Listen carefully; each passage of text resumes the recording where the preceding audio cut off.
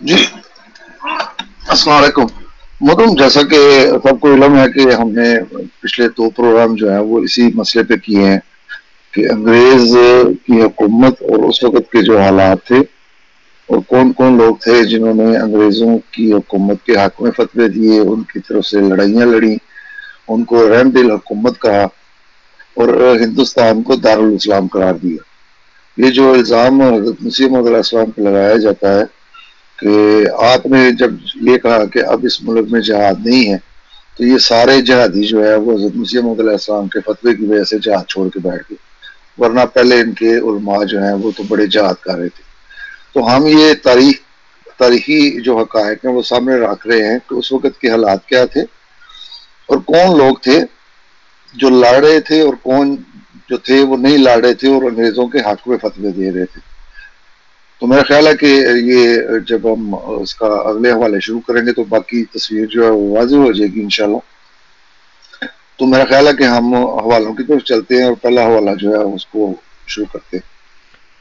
جی، پہلا حوالہ ہے حسین احمد مدنی، کتاب کا نام ہے اور اس میں صفحہ نمبر 171 ہے۔ اس کے اوپر ہم دیکھتے ہیں کہ کیا لکھا ہے۔ روحانی قوت تبلیغی جماعت کے بانی مولوی محمد ریاض نے ایک مرتبہ عالم جذب میں ظہیر الدین کاندھلوی مرحوم سے کہا، میاں ظہیر، لوگوں نے حسین احمد کو پہچانا نہیں، خدا کی قسم ان کی روحانی طاقت اس قدر بڑی ہوئی ہے کہ اگر وہ اس طاقت سے کام لے کر ہندوستان سے انگریزوں کو نکالنا چاہیں تو نکال سکتے ہیں، لیکن چونکہ یہ عالم اسباب ہے اس لیے ان کو ایسا کرنے سے منع کر دیا گیا ہے اور اس مقصد کے حصول کے لیے ان کو وہی طریقہ اختیار کرنے کا حکم دیا گیا ہے جو اس دنیا میں برتے جاتے ہیں۔ جی احمد بٹ صاحب۔ جی محترم، یہ دیکھیں کہ یہ دیوبندی جو ہے انہوں نے کیسے لمبی لمبی چھوڑی ہیں کہ وہ اکیلا ہی تھا، اس کی روحانی طاقت اتنی تھی کہ اگر وہ چاہتا، حالانکہ کچھ ہم پچھلے والوں میں بھی بتائے ہیں اور آج جو ہمارے پیش ہوں گے اس میں بھی بتایا جائے گا کہ یہ انگریزوں کی حکومت تو خود ان کے مجذوب جو ہیں وہ لے کے آئے تھے، جن کو یہ مجذوب مانتے ہیں، اور تکوینی امور جو ہیں ان یہ کہتے ہیں کہ ان کے سپرد ہیں۔ اسی طرح جو خضر کا بتایا تھا کہ خضر جو ہے وہ بھی انگریزوں کی فوج میں، اور ایک طرف یہ دعوے کر رہے ہیں کہ اگر وہ اکیلا چاہتا، گویا کہ اس نے نہیں چاہا، اگر وہ چاہتا تو وہ اکیلا ہی اپنی روحانی طاقت سے انگریزوں کی حکومت جو ہے وہ ختم کر سکتا تھا۔ جی محترم، اگلا والا پڑھ لو۔ جی، اس میں جو یہ کہا گیا ہے کہ ان کو منع کر دیا گیا تھا، تو اس سے کیا مراد ہے؟ کس نے منع کر دیا تھا ان کو؟ غالباً یہ ان کا اشارہ جو ہے کہ وہ اللہ تعالیٰ نے گویا کہ ان کو منع کر دیا تھا کہ نہیں، آپ نے اپنی روحانی طاقت جو ہے وہ استعمال نہیں کرنی انگریزوں کے خلاف۔ ہاں صحیح، ٹھیک ہے جی، چلیں ہم اگلے حوالے کی طرف چلتے ہیں۔ اس کتاب کا حوالہ ختم ہو گیا ہے۔ اس کے بعد اگلا حوالہ ہے جی، یہ ہے حقیقت گلزار صابری، کتاب کا نام ہے اور اس میں یہ چھپی ہوئی ہے 1856 عیسوی کی، یعنی 1857 میں جب وہ فساد ہوا جو کچھ نام نہاد مسلمانوں نے ہندوؤں نے مل کر کیا، اس سے بھی 1 سال پہلے کی یہ چھپی ہوئی ہے۔ اس کے بعد ہم آگے چلتے ہیں، آگے صفحہ نمبر 626 کے اوپر یہ آپ دیکھ سکتے ہیں کہ لکھا ہے کہ قوم فرنگ کا دہلی پر محیط ہونا۔ 1219 ہجری میں سردار حنفیہ عجم نے بامر باطن علی گوہر بادشاہ کو قوم فرنگ کے ماتحت کر کے انگریزوں کو دہلی پر محیط کر دیا۔ 1221 ہجری میں علی گوہر نے قضا کی۔ جی، اس کی کچھ وضاحت کر دیں، یہ کیا ہو رہا ہے؟ جی محترم، میں اس کی وضاحت کرتا ہوں۔ پہلے اگلا جو صفحہ ہے 627 وہ بھی ہم پڑھ لیتے ہیں، تو اس کے بعد پھر انشاءاللہ ہم پڑھ لیتے ہیں۔ جی ٹھیک ہے، 627 پر لکھا ہے جی، حضرت میاں غلام شاہ صاحب صابریہ کے پاس ارسال کیا، ان حضرت نے بادشاہ مذکور کی منظوری کا حکم حضرت سید عالم صلی اللہ علیہ وسلم سے منگا لیا تھا، لیکن اس کو جاری نہیں کیا، اس واسطے کہ حضرت میاں غلام شاہ صاحب کو باطن سے علم ہو گیا تھا کہ بادشاہت اس خاندان سے نکل کر قوم فرنگ کو عطا ہو چکی ہے، صرف نام اور عزت چندے باقی رہی ہے، کیونکہ اس خاندان میں فسق و فجور بکثرت ہوتا ہے جو موجب تباہی اس قوم کا ہے۔ 7 مہینے 15 دن کے عرصہ میں جب فسق و فجور کی زیادہ کثرت ہوئی تو 1222 ہجری میں یہ دیکھ کر حضرت نعمت اللہ صاحب سردار حنفیہ عجم نے بحکم باطن اس بادشاہ کو کو جدید سے معزول و حکومت سے معذور کر کے وساطت کتب لندن شاہ جارج سوم والی انگلستان کی فوج دہلی پر بخوبی مسلط کر دی اور بادشاہ مذکور کو قطعی قوم نصارہ کا ماتحت کر دیا۔ ابو نصر منیر الدین محمد اکبر شاہ ثانی بہت ذلیل و خوار رہا، آخر کو حضرت سلطان المشائخ سید نظام الدین صاحب محبوب الہی رحمۃ اللہ علیہ کے مزار شریف پر حاضر ہو کر تائب ہوا۔ حضرت ممدوح نے عالم مثال میں بشارت دی کہ اکبر تو بادشاہ دو جہاں حضرت مخدود علاؤدین علی احمد صابر ختم اللہ الارواح سلطان الاولیاء قطب فلانا ٹمکانا۔ اچھا جی آگے چلتے ہیں، نیچے لکھا ہوا ہے وہ تیری بادشاہت برائے نام کر دیں گے مگر حکومت تمام ہندوستان پر زمانہ حضرت امام مہدی علیہ السلام تک شاہان اسلام کی نہ ہوگی۔ اکبر بادشاہ یہ سن کر پیرانے کلین شریف سے دہلی آیا اور معرفت سید عبدالقادر کے حضرت میاں غلام شاہ صابریہ کے حضور میں ارزداشت بھیجی۔ آگے نیچے لکھا ہے جی نظامیہ کو اس کو آگے پڑھنا ہے سارا ہی مضمون یہ؟ ہاں جی میں پڑھ دیتے ہیں۔ یہ دیکھیں یہ اب جو کتب ان کے مقرر ہوئے ہیں جو اللہ تعالیٰ کی طرف سے یہ کہتے ہیں کہ ان کو اختیارات ہوتے ہیں، یہ ان کا کیا دھرا تھا، وہی انگریزوں کو لے کے آئے تھے، بلکہ وہ کتب شاہ انگلستان جیسا کہ آپ نے وہ پڑھا ہے اس کو وہ انہوں نے حکومت دی ہے، تو وہ بھی ان کا ایک کتب ہی تھا۔ تو یہ حوالہ پیش کرنے کا اصل مقصد یہ ہے کہ یہ دیوبندی کہہ سکتے ہیں یہ دیوبندیوں کی کتاب نہیں محترم، اس وقت جن بزرگوں کی یہ کتاب ہے یہ اس کو آپ بھی مانتے ہیں، اور اس وقت آپ کی اس طرح واضح تفریق جو ہے وہ دیوبندی اور بریلوی کی نہیں ہوئی تھی، اس لیے جتنے بھی وہ بزرگان دین ہیں وہ بھی آپ کے ہی بزرگان دین جو ہیں وہ گنے جائیں گے، کیونکہ آپ خود کہتے ہیں کہ اس وقت حنفی ہم سب ایک ہی تھے، تو یہ بھی اس وقت کے حنفی ہیں، لہذا یہ حوالہ آپ کے لیے بھی ہے۔ لیکن اس کی مزید وضاحت جو ہے انشاءاللہ وہ ارواح ثلاثہ کا حوالہ آئے گا تو اس میں ہو جائے گی کہ یہ حکم صرف ان بزرگ کا نہیں تھا، خود دیوبندیوں نے اپنی کتاب میں بھی اس کا ذکر کیا ہوا۔ جی محترم جی اگلا حوالہ ہے کہ حضرت میاں غلام شاہ صاحب صابریہ قادریہ نظامیہ کو لوساطت ابدال اطلاع کر دی، ان حضرت نے وصیت نامہ محرہ بالا ترکیم فرما کر اسی ابدال کے ہاتھ سردار حنفیہ مذکور کے پاس بھیج دیا، اور وصیت نامہ مرکومہ بالا میں یہ اور لکھ دیا کہ کتب دہلی بوقت نصف شب بادشاہ کو مذکور کے پاس جائے اور ہدایت کر دے کہ وصیت نامہ کی بخوبی پابندی کی جائے، ورنہ اس قدر نام بادشاہ جو باقی ہے یہ حضرت بادشاہ دو جہاں مخدوم علاؤدین علی احمد صابر صاحب ختم اللہ الارواح سلطان الاولیاء کا عطا کیا ہوا ہے، یہ بھی جاتا رہے گا اور اولاد بھی اسے محروم رہے گی۔ الغرض یہ وصیت نامہ سردار حنفیہ مذکور نے کتب دہلی کے پاس روانہ فرمایا۔ کتب دہلی نے بموجب حکم مصدورہ بالا بادشاہ کو اس ہدایت سے مطلع کیا، لیکن افسوس ہے کہ اکبر شاہ مذکور نے وصیت نامہ کی پوری تعمیل نہ کی۔ 1234 ہجری مطابق 1820 عیسوی میں شاہ جارج سوم والی انگلستان نے 60 برس حکومت کر کے قضا کی۔ جی ٹھیک ہے آگے بھی پڑھنا ہے اس کو؟ جی معظم اس کے آگے لکھا ہوا ہے کہ جیسا کہ وہ عنوان ہے کہ حضرت عثمان مروی بن محمود احمد سردار حنفی عرب نے فوراً اس کی جگہ شاہ جارج چہارم بن جارج سوم کو تخت انگلستان پر بٹھا کر 1234 ہجری میں اس کا جلوس کرا دیا۔ تو یہ دیکھیں یہ حکومتوں پہ بلکہ انگلستان کی حکومتوں پہ بھی یہ جو کتب ہیں وہی ان کو حکومتیں دے رہے ہیں، وہی ان سے حکومتیں لے رہے ہیں۔ اسی طرح صفحہ نمبر 629 میں جا کے کہتا ہے کہ عبدالرشید صاحب سردار اکبر حنفیہ عرب و عجم کے پاس ارسال کی اور ان حضرات کی منظوری بادشاہ مذکور کے باطن سے لے کر لندن کے پاس بھیج دی۔ یہ اب کتبوں کا آپس میں تبادلہ ہو رہا ہے، وہ جو حکم نامہ ہے نا یہ کتب حنفیہ جو ہندوستان کا ہے وہ کتب لندن سے رابطہ کر رہا ہے کہ یہ جو ہے وصیت نامہ یا جو بھی اس کو وہ کہتے ہیں کہ وہ بادشاہ تک پہنچایا جائے۔ وہ کہتے ہیں کہ اس وقت بوقت شب تخلیہ میں جا کر وصیت نامہ سنا دیا اور وہ پابند وصیت نامہ ہو کر حکمرانی کرنے لگا۔ 1235 میں شاہ نعمت اللہ صاحب سردار حنفیہ عجم نے رحلت فرمائی۔ تو یہ اب ایک سردار جو ہے ان کا انتقال ہو گیا ہے۔ آگے وہ صفحہ نمبر جا کے 30 پہ مزید اس کی کچھ وضاحت کر رہے ہیں جو کہ ہم یہاں پہ نہیں پڑھتے، اٹیچمنٹ میں دوست جو ہے وہ خود ہی پڑھ لیں۔ اسی طرح وہ کہتے ہیں کہ یہ دیکھ کر فوراً سردار حنفیہ عرب نے اس کو قدیم سے معذور یعنی ہلاک کر کے اس کی جگہ شاہ ولیم چہارم کو تخت انگلستان پر بٹھا دیا۔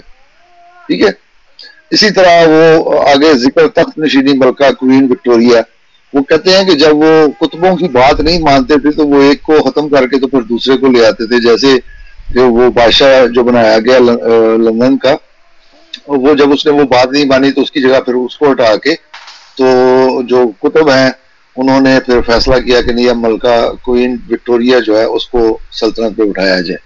तो ये उसका जिक्र कर रहे हैं कि 1837 में इन्होंने उसको हुकूमत पे बना दिया। इसी तरह वो आगे जाके जिक्र करते हैं, एक मिनट आज मैं देखता हूँ।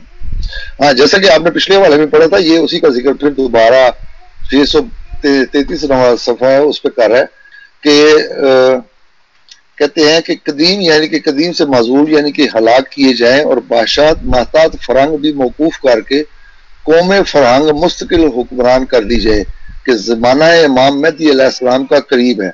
ये देखें, उस वक्त ये इनको पूरा यकीन था और इनके बुजुर्ग भी इनको यही कह रहे थे कि इमाम मेहदी का ज़माना करीब है। और पिछला हवाला जो भी आप पढ़ के हैं उसमें उन्होंने ये बताया है कि जब तक इमाम मेहदी का ज़हूर होगा उस वक्त तक किसी भी मुसलमान की यहाँ पे हुकूमत नहीं होगी। और बिल्कुल ये वैसे ही हुआ है कि हज़रत मसीह मौऊद अलैहिस्सलाम आए हैं जब तो उस वक्त अंग्रेज़ों की हुकूमत थी और पंजाब में सिखों की, कोई भी मुसलमान हुकूमत जो है वो यहाँ पे नहीं थी। दो ही बड़ी थी, दिल्ली की हुकूमत और इसी तरह पंजाब की हुकूमत, तो ये दोनों जो है वो गैर मुसलमानों के कब्जे में थे। तो बहरहाल ये देखें कि वो उस वक्त इमाम मेहदी का इंतजार भी कर रहे थे और जब वो शख्स आया है तो फिर इन्होंने उसी का इनकार कर दिया है। इसी तरह आगे वो जाके सफा नंबर 634 पे फिर इन्हीं बातों का जिक्र करते हैं। तब 1273 में हजरत अलुल अज़म वल मर्तबा साबरिया व कादरिया व निज़ामिया मसूब पर वलायत ईसवी से वलायत इब्राहिमी का ज़हूर हुआ। बाद चंद माह के वलायत इब्राहिमी का नजूल होकर बकैफियत तमाम व कमाल वलायत मूसवी का अरूज हुआ। ये अब वो सारी वलायतों के जो है ना अरूजो ज़वाल हो रहे हैं।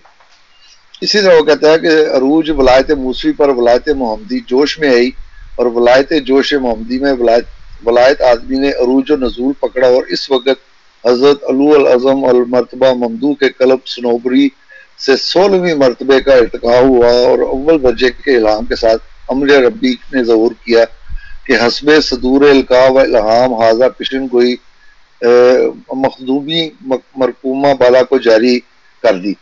ये सारा वो बता रहे हैं कि किस तरह ये हुकूमत जो है वो अंग्रेज़ों के सुपुर्द इन्होंने की है। तो बाकी जो है सफ़े वो हम छोड़ देते हैं, जिस दोस्त ने पढ़ने होंगे वो अटैचमेंट में इसको पढ़ लेगा।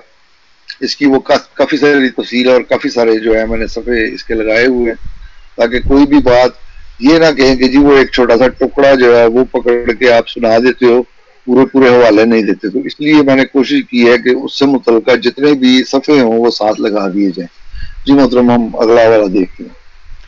जी अगला है जामे इरफान सैयदुल आरफीन जुनेद वक्त हाफिज मोहम्मद सदीक अलैहि बानी खान का बरचूंडी शरीफ सिंध के मलफूजात का उर्दू तर्जमा।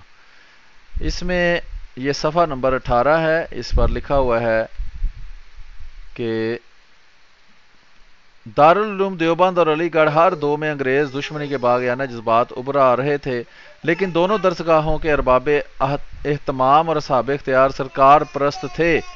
अब ये कितना बड़ा अलमिया था कि मोहम्मद कासम जो अंग्रेज़ों के खिलाफ 1857 में लड़े, इनके साहबजादे हाफिज मोहम्मद अहमद जो दारुल उलूम देवबंद के मोहतमम थे, शम्सुल उलमा का खिताब कबूल करते हैं और अंग्रेजी हुकूमत की तरफ से 250 रुपया माहाना बतौर वजीफा मुकर्रर होता है। इसी सिलसिला में गवर्नर यूपी दारुल उलूम में गया था। इसी के साथ लगे हाथों दारुल उलूम देवबंद के सरकारी तर्जमान माहनामा अल कासिम 1328 से दारुल उलूम के सालाना जलसा की रिपोर्ट भी मुलाहजा फरमा लीजिए। मुसलमानों को इनके मजहब में वफादारी की तालीम दी गई है।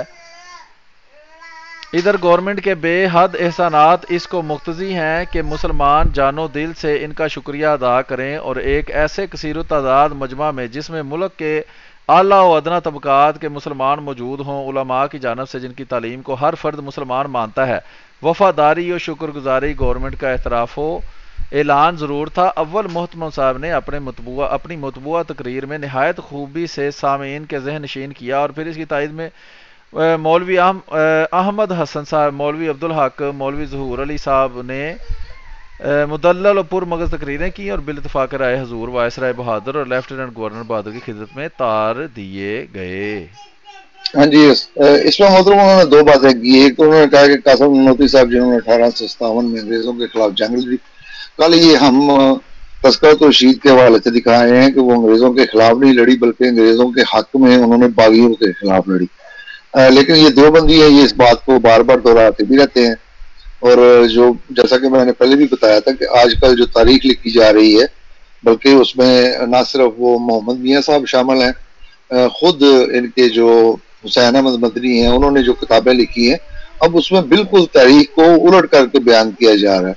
कल तक के जो अंग्रेजों के वफादार थे, जैसा कि अभी आपने ये पढ़ा कि ये वो उलमा थे, इनसे अंग्रेजों ने काम लिया है, इनसे उन्होंने अपनी वफादारी और शुक्रगुजारी गवर्नमेंट का इतराफ जो है वो करवाया है, और इन्होंने किया भी है। जैसा कि इसने भी आज अलकातम का हवाला दिया है, जिसका कल मैंने वो स्कैन पेज जो है वो दिखाया था, जो कि बरेलवियों की किसी वेबसाइट से लिया गया, मेरे पास वो रसाला खुद बजाते मौजूद नहीं है। तो यहाँ पे भी आज भी उसने फिर दोबारा उसी अलकासम का हवाला दिया है। अगर दोस्त कहेंगे तो मैं दोबारा इसका सफा जो है वो भेज दूंगा ताकि वो देख लें। इसी तरह ये जो इनमें देवबंदियों में सिर्फ एक अलामा सिंधी है, उनके बारे में ये सिर्फ मशहूर था कि ये असल में वो अंग्रेजों के दुश्मन थे, वो अंग्रेजों के खिलाफ थे। लेकिन इसी वजह से फिर अलामा सिंधी को जो देवबंद के बड़े हैं उन्होंने मदरसे से निकाल भी दिया था। जैसा कि वो अगले सफे पे जाके कहता है, सफर नंबर 20 पे कहता है कि मौलाना सिंधी को दारुल उलूम की चारदीवारी से निकालने के लिए मौलाना अजीजुर रहमान के अल्फाज में ये चाल चलेगी। ये है देवबंदियों की फितरत जो हम यहाँ पे दिखाते हैं कि किस तरह ये आपस में भी एक दूसरे के खिलाफ लड़ते हैं और किस तरह इनके मुफ्त बयान जो है वो मुख्तलिफ होते हैं। लेकिन जब इनको जरूरत पड़ती है तो जिस बयान की जरूरत पड़ती है उसकी उसका टुकड़ा एक ले लेते हैं, बाकी बयानों को छोड़ देते हैं। तो यहाँ पे भी इन्होंने अब यही किया है। उस वक्त इन्होंने लामा सिंधी को वफादारी का सबूत देते हुए मदरसे से निकाल दिया, अब ये उसी को हीरो बना के ये पेश करते हैं। बहरहाल देखते हैं वो क्या कहता है। कहता है मौलाना सिंधी को दारुल उलूम की चार दीवारी से निकालने के लिए मौलाना अजीजुर रहमान के अल्फाज में ये चाल चलेगी। चुनाचे अरबाब एहतमाम ने चंद मसाइल खड़े किए, मौलाना कश्मीरी और अल्लामा उस्मानी की टक्कर उलामा सिंधी से करा दी। देवबंद में इन 6 हजरात के दरमियान मुनाजरा हुआ जो हकीकत में मौलाना सिंधी के निकाले के लिए एक बहाना था। ये है इनके बड़ों के किरदार के। देखें, सीधी बात नहीं की कि भाई तुम ये हमारी जान छोड़ दो, हमारा तुम्हारा कोई तलक नहीं है, बल्कि उसको मजहबी फसादात की रंग दिया, जैसा कि ये आज भी करते हैं कि मजहब की छतड़ी के पीछे होकर ये लड़ने की कोशिश करते हैं। कोई भी मसला हो उसको फौरन ये मजहब का मसला बना देते हैं। गर्ज के कहते हैं कि एक बहाना था, चुनाचे उलामा सिंधी के खिलाफ एक हुल्लड़बाजी खड़ी कर दी गई और उनकी पोजीशन मुल्क में मशहूर करने की कोशिश की। ये मैं अलामा सिंधी का थोड़ा सा तारुफ करा देता हूँ। ये अलामा सिंधी वो हैं जिनके बाज अकायद जो हैं वो सरीहन इनके इस्लाम के खिलाफ है। ये जो देवबंदी इस्लाम पेश करते हैं उसके सरीहन खिलाफ है। इसी तरह वो हयात मसीह को भी जहां तक मेरा इल्म है वो कायल नहीं थे। इसी तरह उनके और भी बड़े मेहदी वगैरह के भी वो कायल नहीं थे। इस तरह इनकी और भी चंद तहरीरात हैं जिन पे इनके इस्लाम के मुताबिक जो है वो कुफर के फतवे लगते हैं। बहरहाल आगे जाके वो एक और लंबी लंबी, इसका मैंने उन्वान रखा होता है आमतौर पर कि ये लंबी लंबी बड़ी छोड़ते हैं। सफा नंबर 47 पे लिखता है कि सैयद मौलाना सैयद ताज महमूद अबरोटी पर जलाल और जज्बा जहाद गालिब था। करामात जलीला का उनसे ज़हूर हुआ, कई बार अंग्रेजों को चैलेंज किया और उनके मुकाबले में आ गए। एक दफा जोश में आकर फरमाया कि कई बार ऐसा इरादा किया है कि कसरे बकिंगम में जाकर जॉर्ज पंजम की गर्दन मरोड़ूं, मगर मशीयत एजदी न थी, हजाम माने आ जाता। तो ये है, जैसा कि हमने हुसैन अहमद मदनी का भी पढ़ा है कि उसकी रूहानी ताकत इतनी थी। ये सिर्फ एक का वतीरा नहीं था, इनके जो बड़े बड़े हैं वो इसी तरह के चैलेंज जो है वो करते थे कि दिल तो मेरा ये करता है कि मैं उसकी जाके गर्दन मरोड़ दूं, उसको उठा के ये कर दूं और वो कर दूं। तो ये बातें इस तरह की जो है वो काफी करते हैं। जी मोहतरम। जी, इसके बाद अगला हवाला है मकतूबात शेखुल इस्लाम, जिल्द 2, मुरतबा नजमुद्दीन साहब इस्लाही है। इसका सफ़ा नंबर है 343 343। तो इसके ऊपर देखते हैं कि वो क्या कहते हैं। लिखा है जनाब हाफिज आज़म साहब कासमी मीर लाज तकिया सारवां अंदरून मोची दरवाज़ा लाहौर के नाम। अस्सलाम वालेकुम मोहतरम अलमुकाम जैद मजदकुम, अमूर मसूला अनहा का जवाब ज़ैल है। बेशक किताब अशाबु साकब अलल मुस्तरकब کاذب میری ہی پہلی تصنیف ہے جو کہ مولوی احمد رضا خان بریلوی کے حسام الحرمین کے خلاف میں نے لکھی تھی۔ وہابیوں کا تبصرہ اس میں ضمناً آیا ہے، جس سے مقصود یہ ہے کہ ہمارے اسلاف افراط و تفرید دونوں سے علیحدہ ہیں، ان کا مطلب معتدل اور بین بین ہے، اور اہل سنت والجماعت اسلاف کرام کے سچے متبع ہیں۔ بخدمت حضرت شیخ الحدیث مولوی سید حسین احمد مدنی علیکم علیکم۔ کیا کتاب شہاب ثاقب المستقر کاذب وہابیوں اور بریلویوں کے خلاف آپ ہی کی تصنیف ہے؟ نمبر 2 ہے، اب بھی آپ وہی مسلک رکھتے ہیں یا اس سے رجوع کر لیا ہوا ہے؟ جس مسلک کا آپ نے اپنی کتاب میں اظہار کیا ہے اور محمد بن عبد الوہاب کو آپ خارجی ہی تصور کرتے ہیں یا متبع سنت عالم، جیسا کہ آپ کے پیر و مرشد مولوی رشید گنگوہی نے فتاوی رشیدیہ میں تحریر کیا ہے؟ کیا یہ درست ہے کہ مولوی اشرف علی تھانوی نے شیخ الہند مولوی مقتدر محمود حسن کو مالٹا میں قید کروایا تھا؟ ایک صاحب کہتے ہیں کہ مولوی تھانوی نے شیخ الہند کے خلاف گورنمنٹ کے ہاں مخبری کی تھی، اور مولوی تھانوی سی آئی ڈی کا کام کرتا تھا اور مشرکانہ عقائد رکھتا تھا کیونکہ پیری مریدی کرتا تھا۔ جی مطلب یہ اصل میں سوال کیے گئے ہیں اس سے 4، اس میں 2 باتیں دکھانی ہیں۔ ایک یہ جو سب سے آخر پہ آپ نے پڑھا ہے کہ مولانا اشرف علی تھانوی جو ہے ان پہ یہ دیوبندی ہی تھے جو کہتے تھے کہ انہوں نے محمود الحسن کو گرفتار کروایا ہے، حالانکہ اس کی گرفتار ہونے کی وجہ جو ہے وہ خود اس کی اپنی مرضی تھی، جیسا کہ اس کی دوسری تحریروں سے یہ بات ثابت ہے، لیکن بہرحال دیوبندی تھے جو یہ الزام لگاتے تھے۔ دوسرا ان کا یہ چہرہ دکھانا ہے کہ یہ کس طرح جو ہے یہ پارٹیاں تبدیل کرتے ہیں وقت کے لحاظ سے، اس کو کہتے ہیں ابن الوقت، جیسا کہ یہ محمد بن عبد الوہاب کے بارے میں ہے، اس میں یہاں پہ اس نے مرحوم لکھا ہوا ہے سوال کرنے والے نے، اور اس سے وہ پوچھ رہا ہے کہ آپ اس کو خارجی تصور کرتے ہیں یا نہیں، تو آپ بتائیں کہ آپ کی اب کیا رائے ہے۔ وہ آگے جا کے وہ اس کا اظہار کرے گا کہ جو کچھ میں نے لکھا ہے میں آج بھی اسی مسلک پہ قائم ہوں، میرا اب بھی محمد بن عبد الوہاب کے بارے میں وہی جو خیالات ہیں جو کہ میں نے اپنی کتاب اشہاب ثاقب میں لکھی ہیں، لیکن انہی کے اب بزرگ ہیں حال ہی میں وہ اٹھے ہیں، انہوں نے اس کو ایک مظلوم مسلم ثابت کرنے کی کوشش کی ہے، اور یہ ثابت کرنے کی کوشش کی ہے کہ ہمارے بزرگ جو ہیں وہ غلط فہمیوں پہ اور سنی سنائی باتوں پہ آ کے تو انہوں نے اس کے خلاف فتوے دیے ہیں، اصل میں وہ بڑا نیک اور اچھا آدمی تھا۔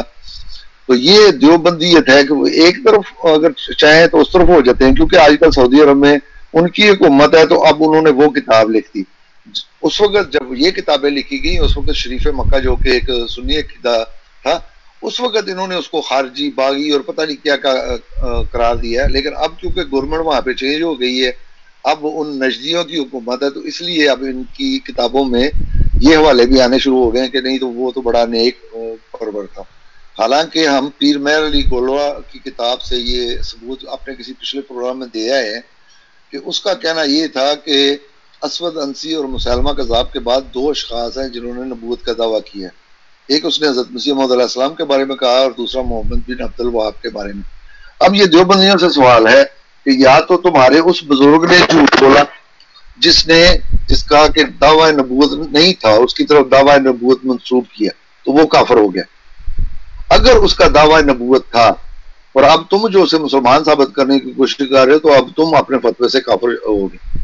تو یہ بڑا اصل جو دکھانا تھا وہ انشاءاللہ اس کی تحریر اسی میں آگے آتی ہے کہ یہ جو الزام لگا تھا کہ کیا تھانوی جو ہے اس نے مخبری کی یا وہ مخبری کیا کرتا تھا، تو اس کا جواب آتا ہے، تو وہ ہم پڑھ دیتے ہیں یہاں پہ۔ صفحہ نمبر 345 پہ لکھتا ہے وہ کہ یہ بالکل غلط ہے کہ حضرت مولانا اشرف علی صاحب نے حضرت شیخ الہند کو مالٹا میں قید کرایا تھا، وہ حضرت شیخ الہند کے شاگرد اور محبین میں سے تھے، البتہ طریق آزادی ہند میں ان کی رائے خلاف تھی، نہ انہوں نے کوئی مخبری کی اور نہ ہی انگریزوں سے اس کے تعلقات کہنے کی کبھی نوبت آئی۔ ہاں مولانا مرحوم کے بھائی محکمہ سی آئی ڈی میں بڑے عہدیدار اخیر تک رہے، ان کا نام مظہر علی ہے، انہوں نے کچھ کیا ہو تو مستبد نہیں۔ یہ ہے وہ کہتے ہیں کہ جی یہ ہم نہیں کہتے کہ اشرف علی تھانوی نے شکایتیں کی ہوگی، کہتا ہاں ان کا بھائی جو ہے وہ البتہ سی آئی ڈی میں تھا، اگر اس نے کچھ کیا ہو تو ہم کچھ نہیں کہہ سکتے۔ انشاءاللہ اگلا حوالہ آئے گا جس میں اس نے ان کا ہی ایک بزرگ ہے اس نے مرتے ہوئے صریحاً یہ بتایا ہے کہ ہاں وہ مظہر علی ہی تھا جو کہ اشرف علی تھانوی اس کو باتیں بتاتا تھا اور وہ جا کے آگے گورنمنٹ کے خلاف گورنمنٹ میں جا کے ان کے خلاف مخبری کیا کرتا تھا. تو یہ اصل میں حوالہ دکھانا مقصود تھا.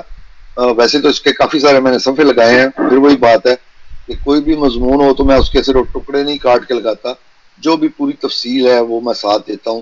اسی طرح اسی کتاب میں انہوں نے مسلم لیگ کے بارے میں جو کچھ کہا اس کا بھی ذکر آ جائے گا.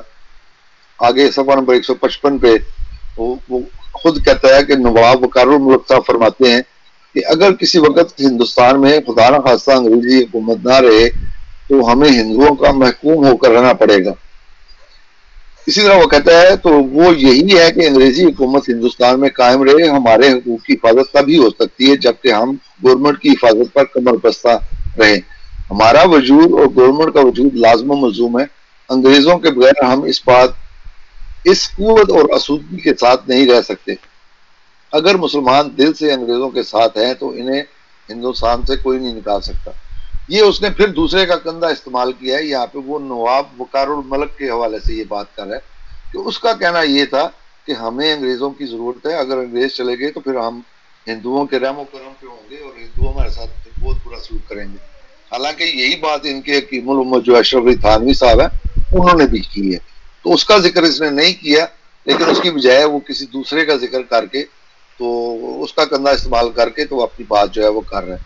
تو اس لیے یہ بھی انشاءاللہ اٹیچمنٹ میں لگ جائے گا, جس بھائی نے پڑھنے ہوں گے وہ وہاں پہ پڑھ لیں گے. اگلا حوالہ ہم دیکھتے ہیں. جی اس کے بعد اگلا حوالہ ہے حیات امیر شریعت دیوبندیہ. تو اس میں ہم چلتے ہیں جی, صفحہ نمبر 91 ہے 91. اس کے اوپر دیکھتے ہیں کیا لکھا ہے. پنجاب کے پیروں سے ٹکر. پنجاب کے بعد روحانی پیشواؤں کی گزشتہ تاریخ اس قدر میلی ہے کہ اس کے گندے چھینٹے مذہب کی پاک و صاف چادر کو بھی داغ داغ کر گئے. بزرگان دین کے مزارات پر بیٹھ کر ان مہنتوں نے نہ صرف اسلام کی متعین راہوں کے درمیان گڑھے کھودے بلکہ دنیاوی جاہ و عظمت کے لیے اپنے درباروں کی رونق بھی کفر سے مستعار لی. اپنے ترہ دستار کی جوانی ترکوں کے خون سے قائم رکھی. اس کے پیچ و خم میں عرب کے یتیم اور معصوم بچوں کی آہ و بکا زینت بنی. ان کی دعائیں اور تعویذ ہمیشہ کفر کے ساتھ رہے. مقامات مقدسہ کی بربادی, جزیرۃ العرب پر برطانیہ کا بالواسطہ قبضہ اور خلافت اسلامیہ کی تباہی کے بعد 1918 میں جب انگریز کو فتح ہوئی اور بغداد کی گلیوں اور قسطنطنیہ کے بازاروں میں محو رقص تھا. ان دنوں پنجاب کے پیرانے نظام نے لاہور میں غیر سرکاری دربار کے موقع پر, جس میں پنجاب کے گورنر مسٹر ایڈوائر اور لیڈی ایڈوائر کو مہمان خصوصی کے طور پر شمولیت کی دعوت دی گئی تھی, حسب ذیل سپاس نامہ گورنر لیڈی گورنر کو پیش کیا. سپاس نامہ بظہور نواب ہز آنر سر مائیکل فرانسس ایڈوائر GCIE گورنمنٹ بہادر پنجاب. حضور والا ہم خادم الفقراء سجادہ نشینان اور علماء ما متعلقین شرکائے حاضر الوقت مغربی حصہ پنجاب نہایت ادب و عجز و انکسار سے یہ ایڈریس لے کر خدمت عالیہ میں حاضر ہوئے ہیں, اور ہمیں یقین کامل ہے کہ حضور انور جن کی ذات عالی صفات میں قدرت نے دل جوئی ذرہ نوازی اور انصاف پسندی کوٹ کوٹ کر بھر دی ہے, ہم خاک سارانے با وفا کے اظہار دل کی توجہ سے سماعت فرما کر ہمارے کلاه فخر کو چار چاند لگائیں گے. سب سے پہلے ہم ایک دفعہ پھر حضور والا کو مبارکباد کہتے ہیں, جس کے عالمگیر اور خوفناک جنگ کا آغاز حضور کے عہد حکومت میں ہوا. اس نے حضور ہی کے زمانہ میں بخیر و خبی انجام پایا, اور یہ با برکت و با حشمت سلطنت جس پر یہ پہلے بھی کبھی سورج غروب نہیں ہوا, اب آگے سے زیادہ روشن اور اعلیٰ عظمت کے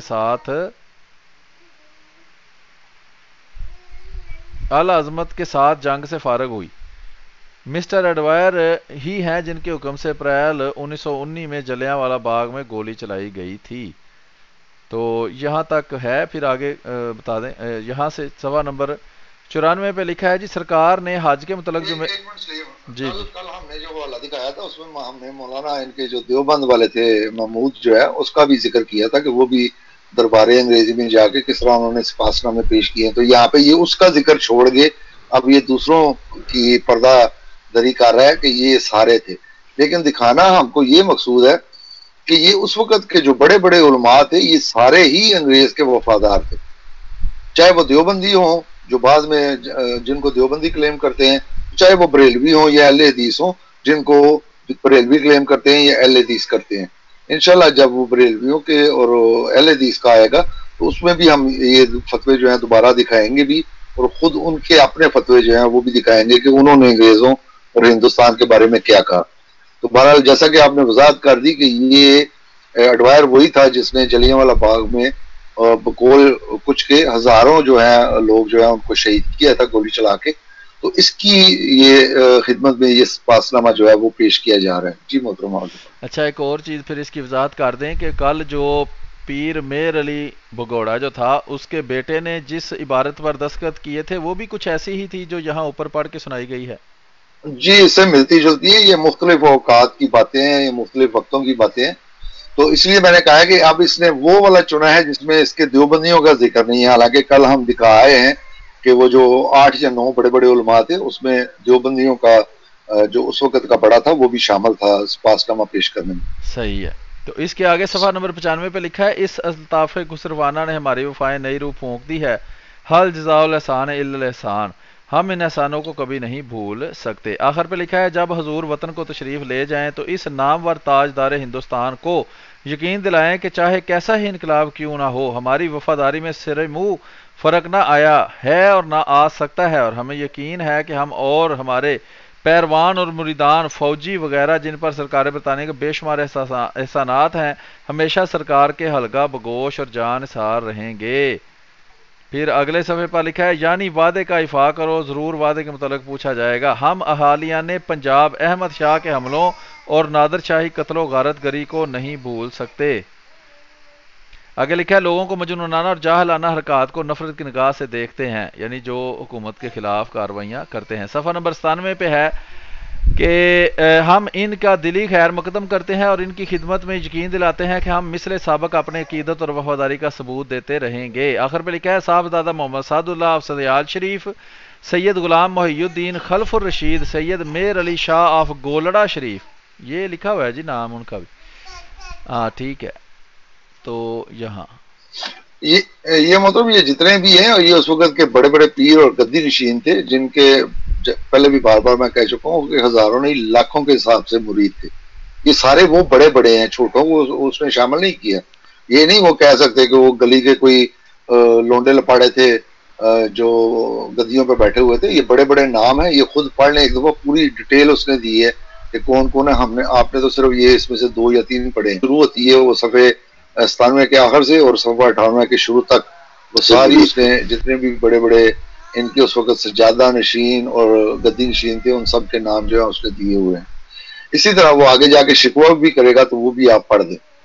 آگے صفحہ نمبر 98 پہ لکھا ہے مولوی غلام محمد خادم گولڑا شریف، محبوب عالم خادم گولڑا شریف، منشی حیات محمد گولڑا شریف، برہان الدین خادم گولڑا شریف۔ اہالیان شہر نے مندرجہ بالا سپاس نامہ شاہ جی کو دکھایا جسے پڑھ کر شاہ جی کو بے حد صدمہ ہوا، دنیا کی روحانی اصلاح کرنے والے کافر حکومت کے سامنے سجدہ ریز ہیں۔ چنانچہ باغ لہنگے خاں میں مسلسل 3 دن سے سپاس نامے کے ساتھ پیران اعظام نے کہا آگے اگر میں ابن سعود کی حمایت کروں تو کافر، اور تم ترکوں کے قتل پر دستخط کرو تو مومن، تم فتح بغداد پر چراغاں کرو تو مسلمان۔ ایک منٹ سلیم یہاں پر ہوگی، جی جی یہ خاص طور پہ میں نے 2 کلر میں اس کو مارک کیا ہوا ہے۔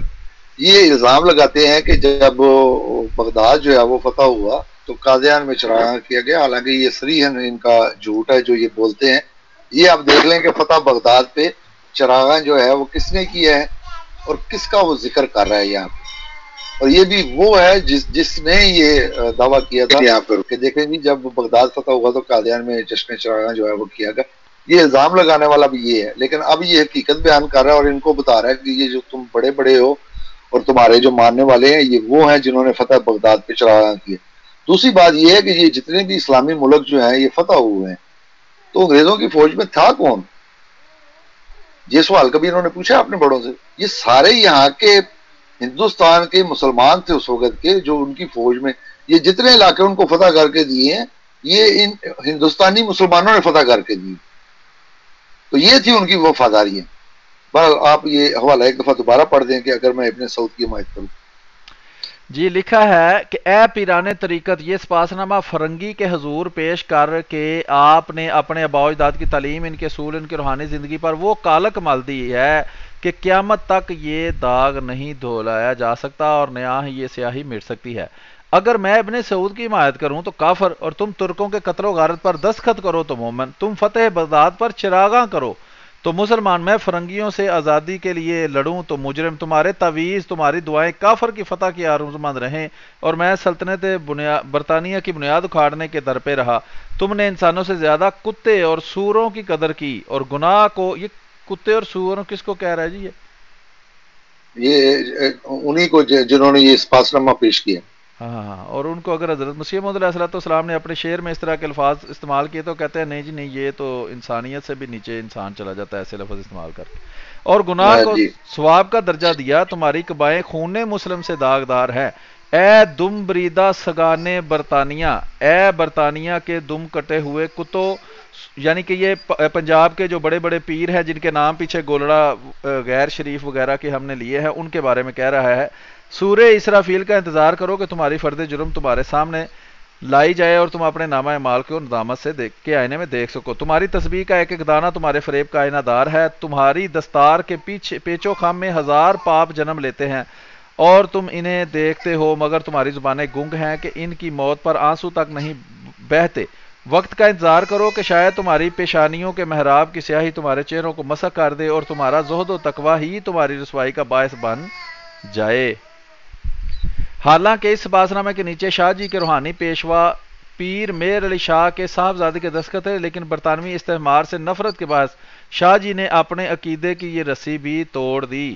یہاں شاہ جی سے مراد جہاں تک مجھے شک پڑ رہا ہے وہی بندہ یہ ہے۔ انور شاہ کشمیری کی بات ہو رہی ہے۔ اچھا، انور شاہ کشمیری۔ ہاں جی، تو یہ دیکھ لیں کہ یہ میں نے جیسا کہ پچھلے پروگرام میں دکھایا تھا کہ وہ بعض کہتے ہیں کہ اس نے وہ جو تعلق ہے بیعت کا وہ توڑ لیا تھا، یہاں پہ وہ ذکر کر رہا ہے کہ یہاں پہ اس نے بیعت توڑ لی تھی، حالانکہ بعض دوسرے حوالے ہیں کہ وہ آخر تک اسی سے بیعت جی رہا وہ ہے۔ دونوں قسم تو کے یہ بیان دیکھ دے لیں، دیتے ہیں نا، جہاں جس کی ضرورت پڑی وہ کام لے آئیں گے۔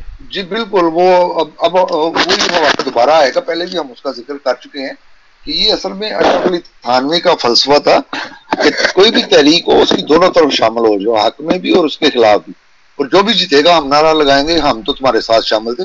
دیوبندی آج بھی وہی کرتے ہیں، اسی فلسفے پہ وہ عمل کرتے ہیں۔ آج بھی دیکھ لیں، جیسا کہ میں پہلے بھی بتا چکا ہوں کہ طریق طالب علم پاکستان سب کو معلوم ہے کہ یہ دیوبندیوں کی تحریک ہے، لیکن اب دیوبندیوں سے پوچھا کہتے ہیں جی ہمارا اس کے ساتھ تعلق کو نہیں۔ کل اگر وہ جیت جائیں تو انہوں نے کہا نا وہ تحریک ہی ہماری تھی۔ تو یہ ان کا دوغلا پن ہے، یہ شروع سے لے کے آج تک۔ اگر کسی نے مزید دیکھنا ہو تو زلزلہ میں دکھایا گیا ہے جو کتاب ہے، اسی طرح یہ آئینہ انہی کے لیے ہے، اسی طرح اور کتابیں ہیں۔ یہ کتابیں آپ پڑھ لیں، انہوں نے خود اپنے خلاف فتوے دیے ہوئے ہیں۔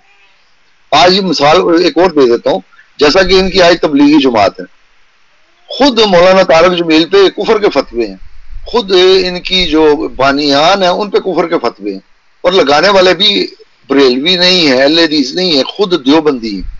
بلکہ یہاں تک ہے کہ اس میں انہوں نے الہامی نبی بھی ثابت کیا ہے کہ یہ جو تبلیغی جماعت والے ہیں وہ ان کو الہامی نبی کہتے ہیں اور مانتے ہیں، لیکن یہ ہے ان کی خباثت، پھر اس پہ فتویٰ نہیں لگایا، اس لیے کہ وہ اپنا بندہ تھا۔ اگر یہی الہامی نبی کا لفظ جو ہے وہ کسی دوسرے نے بولا ہوتا تو پھر ان کی زبانیں جو ہیں وہ حلق سے باہر آتی ہیں۔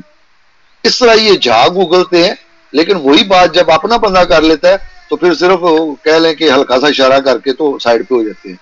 اس کی ایک حالیہ مثال ہم نے دیکھی کہ جب حضرت یوسف علیہ السلام کی اس نے سریحاً توہین کی ہے، خود ان کا یہ کہنا ہے کہ جو بھی کسی نبی کی توہین کی اس کی توبہ بھی قبول نہیں ہوگی، لیکن طارق جمیل کی توبہ سب نے قبول کر لی، کسی نے کوئی اختلاف کیا اس سے؟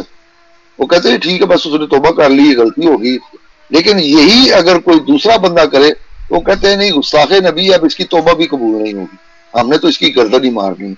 تو یہ دوغلا پن ہے ان کے، اپنے لیے ان کے اصول کچھ اور ہیں، دوسروں کے لیے ان کے اصول کچھ اور ہیں، اپنے لیے ان کے فتوے کچھ اور ہیں، دوسروں کے لیے ان کے فتوے کچھ اور ہیں۔ جی محترم اگلا والا دیکھتے ہیں۔ جی اس کے بعد حوالہ ہے انعامات رحمان، بتفیل و بحرمت مولانا فضل الرحمان گنج مراد آبادی انعامات رحمان کتاب کا نام ہے۔ اس کے آگے صفحہ نمبر 36 کے اوپر ہم چلتے ہیں، وہاں لکھا ہوا ہے کہ لوگ اچھا اس نے حضرت قبلہ کی خدمت میں لیفٹیننٹ گورنر 2 مرتبہ آئے۔ پہلی مرتبہ کی آمد کو تقریباً 50 برس ہوئے۔ اس آمد میں غالباً چودھری صاحبان بھی ساتھ تھے۔ اس نے آپ سے پوچھا ہماری سلطنت سے آپ خوش ہیں؟ فرمایا ہاں خوش ہوں۔ تم نے سڑکیں بنوائی، کچہری عدالت بنوائی، پخانے بنوائے۔ پھر پوچھا آپ کسی بات سے ناخوش بھی ہیں؟ فرمایا تمہارے عہد میں رشوت بہت ہے، اس کا انتظام کرو، باقی دوبارہ زمانہ وصال کے قریب آئے۔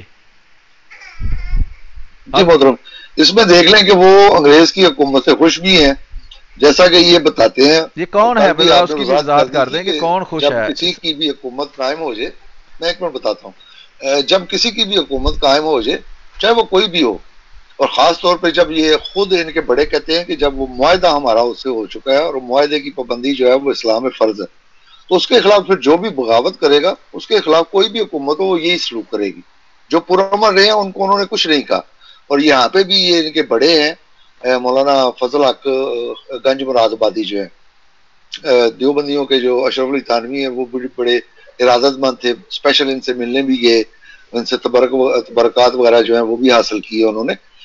تو یہ دیکھ لیں کہ اگر ان کو شکایت ہوتی ان کی ظلم و زیادتی کی، تو یہاں پہ انہوں نے اس کی بات نہیں کی۔ جو شکایت تھی کہ رشوت تمہاری گورنمنٹ نے لی جاتی ہے، اس کا انہوں نے ذکر کر دیا۔ اگر ان کے ظلم اور زیادتیوں کی ان کو شکایت ہوتی تو وہ یہاں پہ کر دیتے، باقی انہوں نے کہا ہے کہ ہم آپ کی حکومت سے بڑے خوش ہیں۔ جی محترم، اگلا والا دیکھتے ہیں۔ جی آگے اس پہ تو کوئی نہیں حوالہ، آگے چلتے ہیں۔ یہ ہے جی کتاب آپ کے سامنے، اسلام اور سیاست، اشرف علی تھانوی کے مجموعہ افادات۔ اس کا صفحہ نمبر 195 ہے، اس پر دیکھ لیتے ہیں۔ غیر اسلامی حکومت کے شرعی احکام۔